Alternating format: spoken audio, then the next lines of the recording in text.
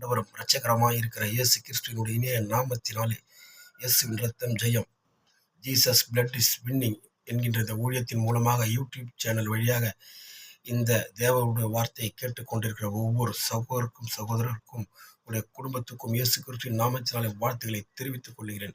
இதோ இந்த நாளுக்கான வேத வார்த்தை உங்களை கடந்து வருகிறது.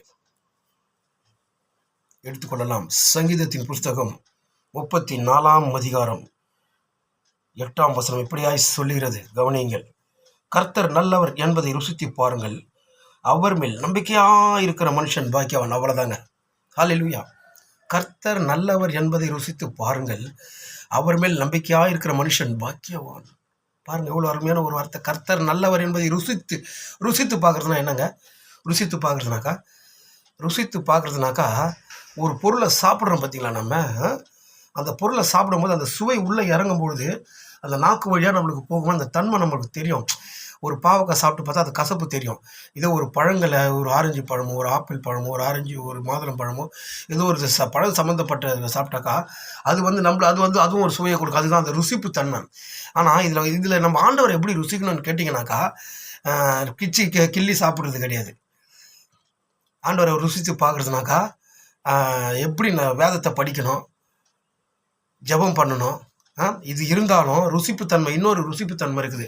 அதாவது ஒருத்தரை பார்க்குறதுக்கு ரொம்ப ஹார்டாக இருப்பாங்க, ஆனால் அவங்களுக்குள்ளே இருக்கிற ஒரு நல்ல மனசு யாருக்குமே தெரியாது. இந்த உலக பழமொழி ஒன்று சொல்லுவாங்க பார்த்தீங்கன்னாக்கா, வெளியே பார்க்குறதுக்கு பலாப்பழம் மாதிரி இருக்கிறாரு, உள்ளதான் ஸ்வீட்டாக இருக்கிறாருன்னு. ஹல்லேலூயா. ஆனால் நம்ம தேவன் பாருங்கள், வெளியவே ஸ்வீட்டு தான், உள்ளவன் ஸ்வீட்டு தான். ஏன்னு கேட்டிங்கனாக்கா, நீங்கள் மனுஷனை நம்பி போனீங்கன்னு வச்சுக்கோங்களேன், கடைசி நேரத்தில் காலை விட்டுருவாங்க. ஹல்லேலூயா. ஆனால் ஆண்டவர் பாருங்கள், நம்மளை எப்படின்னாக்கா திட்டுவார், நம்மளை கடிந்து கொள்ளுவார். யார் மேலே அன்பாக இருக்காரோ அவங்கள தான் கடிந்து கொள்வார். ஆனால் ஒரு பிரச்சனைன்னு வரும்பொழுது பார்த்தீங்கன்னாக்கா மனுஷன் தூரம் போவான், ஆண்டவர் கிட்டே நிற்பார். ஹல்லேலூயா. அதான் இங்கே பாருங்கள், எவ்வளோ அழகாக போட்டிருக்கு. கர்த்தர் நல்லவர் என்பதை ருசித்து பாருங்கள். அதுதாங்க ஒரு ருசிப்புத்தன்மைனா அதுதான். சாப்பிட்டு பார்க்க முடியாது ஆண்டவரை ஆவிபூர்வமாக உணர்ந்து பார்க்கணும். ஆவியால் உணர்ந்து பார்க்க முடியும். அந்த ஆவின்றது எப்படி உணரணுனாக்கா, அதான் ஏற்கனவே நான் இதுக்கு முன்னாடி போட்ட வீடியோவில் சொன்னது போல் 2 உருவம் இருக்குது மனுஷனுக்கு. 2 உயிர் இருக்குது. ஒன்று வெளி உயிர், இன்னொன்று உள் உயிர். அந்த உள் உயிரில் தான் ஆண்டவர் நம்ம என்ன பண்ண முடியும், ருசிக்க முடியும். ஒரு பிரச்சனைன்னு சொல்லிட்டே நீங்கள் வெளியே சொல்ல முடியாது. ஆனால் மனசுக்குள்ள கடவுளை நோக்கி கூப்பிட்டு பாருங்கள், ஆண்டவர் என்ன பண்ணுவானாக்கா உனக்கு உடனே வருவாங்க. நான் உனக்கு சமீபமாக இருக்கிறேன்னு சொல்லியிருக்காரு. அதுதான் பாருங்கள், இந்த வேத வார்த்தையில் அழகாக போட்டு, கர்த்தர் நல்லவர் என்பதை ருசித்து பாருங்கள். அந்த ருசிப்பு அப்படி தான் ருசிக்கணும். இப்போ ஒரு சாப்பாடை ருசிக்கினா எடுத்து சாப்பிட்டா தெரிஞ்சிருவோம். ஒரு மனுஷால் கிட்ட பழகுனாதான் அவன் நல்லவங்களா கெட்டவங்களா அப்படின்னு தெரியும் நம்மளுக்கு. அதே மாதிரி தான் ஹல்லேலூயா. கர்த்தருக்கு பிரியமானவர்களே, ஆண்டவருடைய வேதத்தில் நீங்கள் இப்போ பிரியமாக இருந்து பாருங்கள், ஆண்டவர் கூட ஜெபம் பண்ணி பாருங்கள், ஸ்தோத்திர பலியை செலுத்துங்க. ஆட்டோமேட்டிக்காக அவரே என்ன பண்ணுவாங்க, இதோ வாசல் நின்று நான் கதவை தட்டுகிறேன், என்னை தேடுகிறவன் கண்டடைவான் சொல்லி போட்டிருக்கு. அழகான வசனம் போட்டிருக்கு. தட்டுங்கள் திறக்கப்படும், கேளுங்கள் கொடுக்கப்படும். ஆமாங்க, அருமையான தேவனுங்க. ஹல்லேலூயா. கர்த்தர் எவ்வளோ நல்லவராக இருக்கார் பாருங்க. கர்த்தர் நல்லவர். அப்படிதான் ருசிக்கணும்.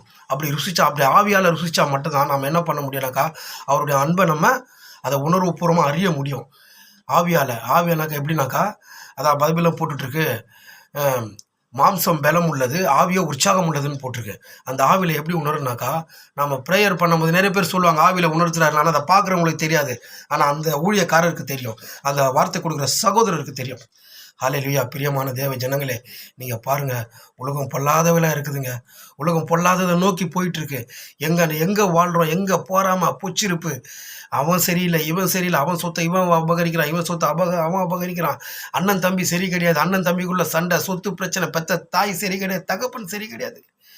இத்தனைக்கும் இவங்கெல்லாம் கூட இருந்து வளர்த்துவங்க நம்மளை. ஆனால் அது ஒரு ருசிப்புத்தன்மை.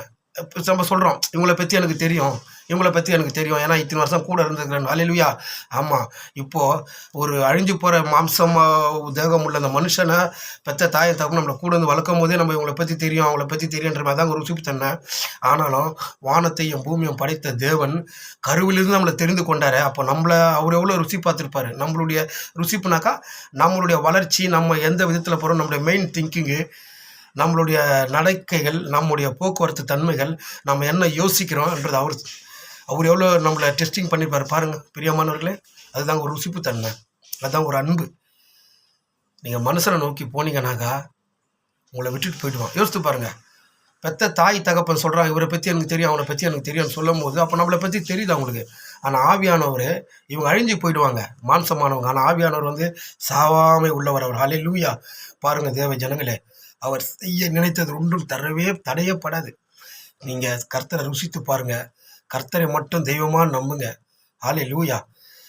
மறுபடியும் நாளைக்கு வேற தேவனுடைய வார்த்தையோட உங்களை நான் சந்திக்கிறேன். கர்த்தர் உங்களையும் உங்கள் குடும்பத்தையும் நீங்கள் செழிகின்ற தொழில்களையும் ஆசீர்வதிப்பாராக. அது மட்டும் இல்லை, இந்த நாள் முழுவதுமாக நடக்கின்ற வேலையை, உங்களுடைய போராட்டங்களை, பிரச்சனைகளை கர்த்தருடைய இயேசு கிறிஸ்துவின் நாமத்தில் அவருடைய கிருபையோடு உங்களுக்கு லகுவாய் இருக்க செய்வாராக. ஆமேன், ஆமேன், ஆமேன்.